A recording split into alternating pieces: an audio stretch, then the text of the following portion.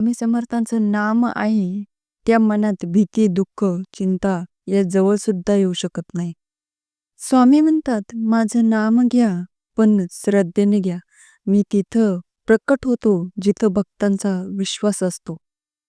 जेव्हा सगळं अंधार वाटतं, जेव्हा कोणी सोबत नसतं, तेव्हा स्वामी समर्थच तुमचं रक्षण करतात. ते म्हणतात, भिवू नकोस, मी आहे ना. जीवनात संकट आलं, लोकांनी साथ सोडली तरी स्वामी समर्थ कधीच सोडत नाही. भक्त जर प्रामाणिक असेल तर स्वामी त्यांच्या पाठीशी पर्वतासारखे उभे राहतात. संकट ही फक्त तुमची परीक्षा असतात आणि स्वामी त्या परीक्षेत तुम्हाला जिंकवतात. पण एक अट आहे, विश्वास ढळू नये.